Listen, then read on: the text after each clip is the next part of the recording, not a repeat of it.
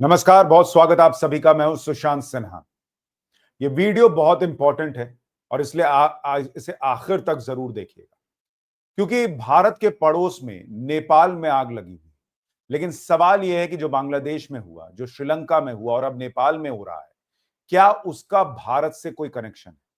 क्या अब अमेरिका के निशाने पर प्रधानमंत्री नरेंद्र मोदी की कुर्सी है? और क्या भारत में आग लगाने का प्रयास होने वाला है? क्या प्रधानमंत्री मोदी अब निशाने पर हैं एक पूरे इकोसिस्टम के, सोरोस एंड गैंग के? आज इस वीडियो में इस पर चर्चा बहुत जरूरी है, क्योंकि नेपाल में जो हो रहा है उसे सिर्फ नेपाल के लिहाज से देखिएगा तो ये बहुत बहुत उस पूरे बड़ी बड़ी पिक्चर को छोटा कर देने जैसा होगा। क्योंकि अगर आप देखेंगे नेपाल में जो हुआ है आज, पहले उसके बारे में आप सुन लीजिए कि नेपाल में बवाल जो है वो बढ़ गया है। दूसरे दिन राष्ट्रपति के निजी आवास पर प्रदर्शनकारियों का कब्जा हो गया है, कई मंत्रियों ने इस्तीफा दे दिया है, ऐसी खबरें हैं। लेकिन इस बीच एक बड़ा प्रश्न यह है कि क्या भारत का चिकन स्नेक जो है वो निशाने पर है? वो लोग जो चाहते हैं भारत कमजोर हो, वो लोग चाहते हैं, जो लोग चाहते हैं कि नरेंद्र मोदी कुर्सी से हटें ताकि भारत को झुकाया जा सके, कमजोर किया जा सके, क्या उनके निशाने पर ये चिकन स्नेक है? आज इसके बारे में आपको विस्तार से बताऊंगा। लेकिन पहले आप देखिए कि नेपाल में क्या हो रहा है, फिर आपको इस पर आता हूं और आपकी राय क्या है कमेंट करके जरूर बताइएगा। देखिए, नेपाल में राष्ट्रपति और पीएम ओली के घर में आगजनी और तोड़फोड़ हुई है। 4 मंत्रियों के इस्तीफे की खबर है। प्रधानमंत्री ने सर्वदलीय बैठक बुलाई है। जब मैं ये वीडियो कर रहा हूं उस वक्त तक खबर ये भी आ रही है कि जो पीएम है केपी शर्मा ओली, उन्होंने इस्तीफा भी दे दिया है। तो ये अपने आप में बहुत बहुत बड़ी बात है। दूसरा, आप देखिए कि नेपाल के पीएम केपी शर्मा ओली देश छोड़कर प्लेन से भाग सकते हैं, ऐसी खबरें भी हैं। दुबई जा सकते हैं। फिर ये खबर आते आते 10 मंत्रियों के इस्तीफे की खबर आ गई। कहा जा रहा है कि भाई एक अनौपचारिक निर्देश जारी कर दिया गया है। संभावना है कि काठमांडू को असुरक्षित मानते हुए यात्रा करने का प्रयास ये लोग मंत्री और नेता कर सकते हैं, जिससे वीआईपी यातायात बढ़ सकता है। कुछ तस्वीरें आई जिसमें हेलीकॉप्टर उड़ता हुआ दिख रहा है। तो ये सारी चीज अभी नेपाल में चल रही है और मैं आपको दिखाता हूं कि कैसे वहां के पीएम के घर को आग लगा दी गई है। जरा उसकी तस्वीर देखिए।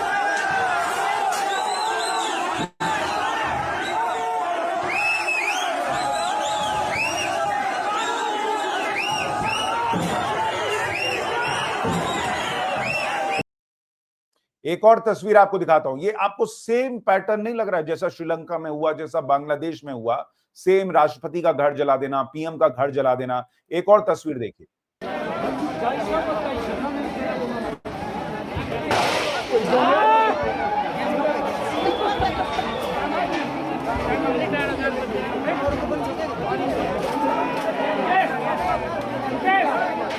पूरी सड़क आप देखिए, ये प्रदर्शनकारियों से भरी हुई है और वहां पर घर की जलती हुई तस्वीरें। इसके पहले पीएम केपी शर्मा ओली के घर में कैसे प्रदर्शनकारी घुस गए थे, जरा उसकी तस्वीर देखिए।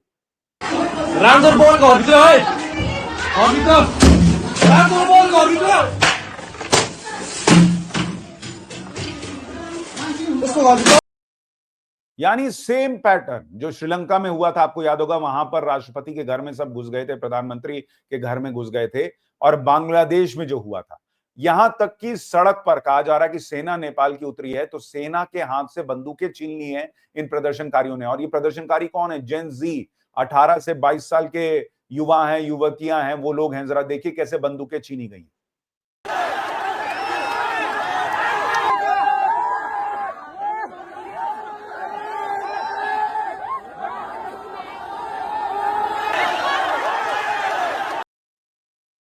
इसके अलावा एक चीज जो और बहुत बड़ा डाउट क्रिएट करती है, देखिए वहां कैसे नोट उड़ाए जा रहे हैं। जरा उसकी तस्वीर भी देखिए, फिर भारत पर आता।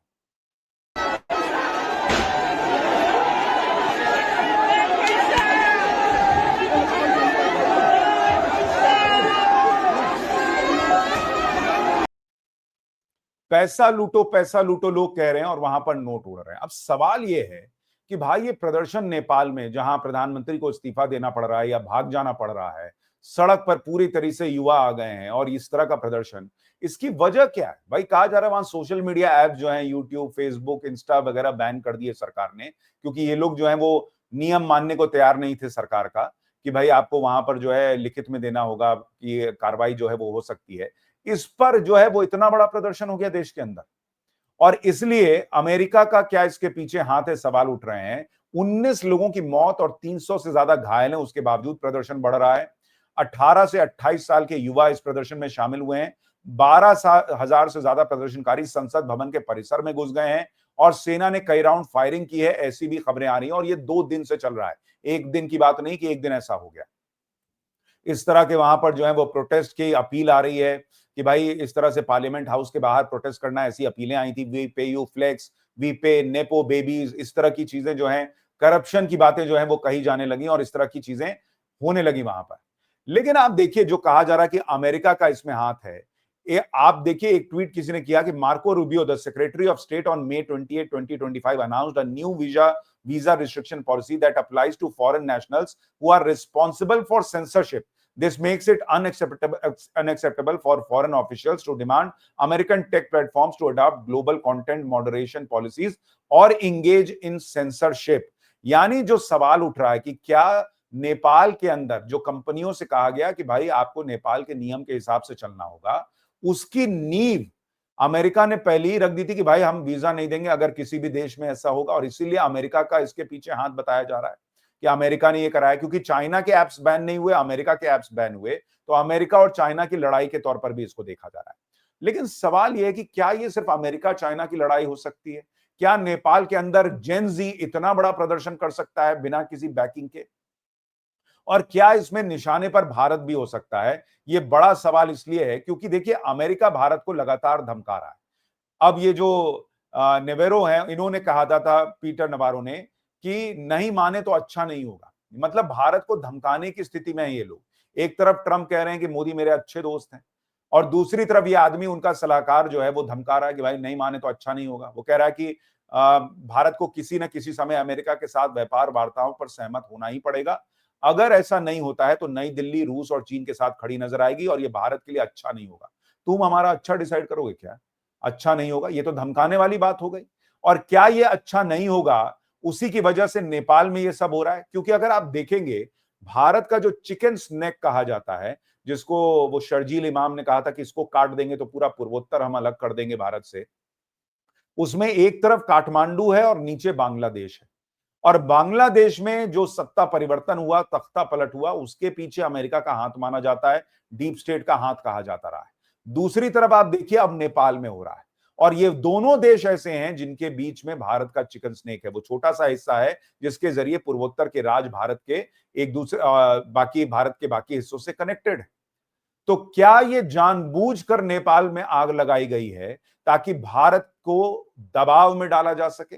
क्या भारत के चिकन स्नेक को प्रभावित करने का प्रयास है? क्या मोदी पर प्रेशर बनाने के लिए सब हो रहा है? क्या नरेंद्र मोदी निशाने पर आ चुके हैं और इसलिए ये सब हो रहा है? बहुत इंपॉर्टेंट प्रश्न है बॉस, क्योंकि अमेरिका का इतिहास है, वो जो है अपने हिसाब से दुनिया चलाने में विश्वास रखता है। उसको इस बात से बहुत आग लगी हुई है कि भाई भारत कैसे हमको डिक्टेट कर रहा है, भारत कैसे जो है वो खड़ा हो गया, जो दुनिया में कोई नहीं कर पाया वो भारत कैसे कर रहा है। और इन लोगों को, चाहे वो सोरोस एंड गैंग हो और अब चाहे ट्रंप एंड गैंग हो, इनको एक ही चीज दिखती है कि मोदी जब तक कुर्सी पर बैठा है भाई, तब तक भारत को झुकाना आसान नहीं, और इसलिए नरेंद्र मोदी इनके निशाने पर हैं। अब ये डायरेक्टली दिखे, इनडायरेक्टली दिखे, आज दिखे, कल दिखे, आपको पता चलेगा। और इसलिए सवाल खड़ा होता है कि नेपाल में जो हो रहा है क्या वो भारत को टारगेट करने के लिए है?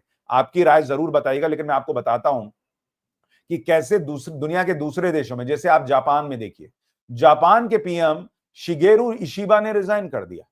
ये वो व्यक्ति हैं जिनके साथ अभी नरेंद्र मोदी जापान में डील्स करके आए थे कि जापान भारत में इतना निवेश करेगा, बुलेट ट्रेन की बात हुई। जापान, ऑस्ट्रेलिया, भारत, अमेरिका जो क्वाड का हिस्सा है, उसमें जापान और ऑस्ट्रेलिया भारत के साथ खड़े हो गए थे। अचानक खबर आई कि जापान के प्राइम मिनिस्टर ने रिजाइन कर दिया और कहा कि भाई मैंने इसलिए रिजाइन कर दिया क्योंकि अब अमेरिका के साथ डील हो गई थी, फाइनल हो गई थी, तो मैंने रिजाइन कर दिया। ये क्या बात हुई बॉस?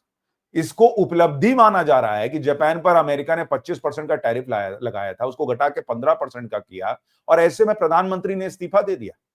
क्या ये सब भी अमेरिका की साजिश का हिस्सा है कि जापान जो भारत से सट रहा था, भारत में निवेश करने जा रहा था, वहां का प्रधानमंत्री इस्तीफा दे देता है? भाई सामने सामने कोई सबूत नहीं है, लेकिन देखिएगा तो सवाल मन में खड़े होते हैं कि क्या ये सब इंटरकनेक्टेड है।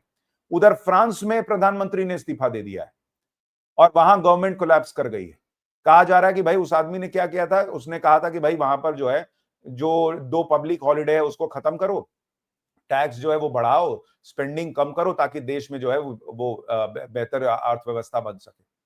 वो भाई पर प्रेशर बन गया और उसको इस्तीफा देना पड़ गया। तो दुनिया भर में ऐसी परिस्थितियां बन रही हैं जहां पर अगर आप देखेंगे तो भारत के अलावा बाकी जगहों पर प्राइम मिनिस्टर्स ऐसे बदल रहे हैं जैसे यूपीए के जमाने में बम ब्लास्ट के बीच में गृह मंत्री कपड़े बदलकर घूमने निकलते थे, इंस्पेक्शन करने निकलते थे। ये क्या हो रहा है? और नरेंद्र मोदी अब खुद ही कह चुके हैं कि मेरा पर्सनल नुकसान होगा लेकिन मैं भारत के लिए खड़ा हूं, भारत के किसानों के लिए खड़ा हूं। जब मैं चिकन स्नैक की बात करता हूं, आपको याद होगा वो मोहम्मद यूनुस जो है बांग्लादेश वाला, उसने कहा था कि 7 states of eastern India called 7 sisters, they are a land locked region, they have no way to reach the ocean, we are the only guardian of the ocean for the region. ये मोहम्मद यूनुस ने कहा था, कुछ दिन पहले की बात है अभी। उधर मुनीर ट्रंप से मिलकर आया है। पाकिस्तान और अमेरिका सट रहे हैं, ये तो दिख रहा है क्योंकि भाई चाइना, इंडिया, रशिया एक साथ खड़े हो गए हैं। ऐसे में क्या पाकिस्तान, अमेरिका और बांग्लादेश मिलकर ये चाहते हैं कि चिकन स्नैक को लेकर कुछ किया जाए ताकि भारत पर दबाव बनाया जा सके, मोदी पे दबाव बनाया जा सके, और इसलिए एक तरफ बांग्लादेश और अब दूसरी तरफ नेपाल जल रहा है। बांग्लादेश में कट्टरपंथियों का राज है, दूसरी तरफ नेपाल में क्या अमेरिका अपने लोगों को बैठाएगा, क्योंकि केपी शर्मा ओली चाइना के करीबी बताए जाते हैं, इसलिए वहां पर यह सब हुआ। अब वहां पर अमेरिका का एक पपेट बैठा है बांग्लादेश में, एक पपेट बैठेगा नेपाल में, तीसरा वो नेपाल पाकिस्तान का मुनीर और शहबाज शरीफ ट्रंप के चरणों में गिरे ही हुए हैं। इसलिए मैं कह रहा हूं कि नेपाल में जो हो रहा है वो सिर्फ नेपाल की खबर नहीं है, वो बहुत भारत से जुड़ी हुई खबर है, बहुत इंपॉर्टेंट खबर है। नरेंद्र मोदी को भी मुझे लगता है वो होंगे ही, लेकिन उनको सजग रहना होगा, अलर्ट रहना होगा, क्योंकि यहां पर जो इकोसिस्टम काम करता है उसने किस तरह से झूठ और भ्रम की पॉलिटिक्स की थी 2024 के इलेक्शन में, वो सबने देखा है कि भाई पूरा नीचे तक इन्होंने भ्रम फैला दिया कि भाई आरक्षण खत्म होने वाला है। ऐसे में इस तरह का भ्रम फैलाकर अगर भारत में भी सड़क पर प्रदर्शन का प्रयास हुआ, और इसका हिंट कई नेता दे चुके हैं कि जो श्रीलंका में हुआ, इधर हुआ, उधर हुआ, वो भारत में क्यों नहीं हो सकता। ऐसे में नरेंद्र मोदी को बहुत सचेत रहने की जरूरत है। आज की डेट में चुनाव में तो ये लोग नरेंद्र मोदी को नहीं हिला पा रहे, लेकिन जैसे भारत के अंदर कई लोगों को नरेंद्र मोदी फूटी आंख नहीं सुहा रहे, वैसे ही दुनिया के मजबूत देशों को नरेंद्र मोदी पसंद नहीं आ रहे कि ये आदमी रहेगा तो भारत से डील करना बहुत मुश्किल है, भारत को झुकाना बहुत मुश्किल है। ये आदमी तो अड़ जाता है, किसी की सुनने को तैयार नहीं है, नया वर्ल्ड ऑर्डर बनाने निकल जाता है। इसलिए मुझे लगता है कि भारत के लिए आने वाला समय संकट से भरा हो सकता है। ऊपर वाले से प्रार्थना कीजिए कि ऐसा ना हो, देश इसी गति से आगे बढ़ता रहे, विकास करता रहे। ठीक है, अगर नरेंद्र मोदी का काम पसंद ना आए, लोग इलेक्शन में हटा दें, वो अलग बात है, लेकिन जिस तरह से श्रीलंका, बांग्लादेश, नेपाल में हो रहा है, भारत को जलाने का कहीं प्रयास ना हो, ये जो है ध्यान में रखना होगा, और इसलिए आपको, हमको, सबको सचेत भी रहना होगा देश हित में। आपकी राय क्या है, कमेंट करके जरूर बताइएगा। वीडियो को लाइक और शेयर कीजिएगा। नमस्कार।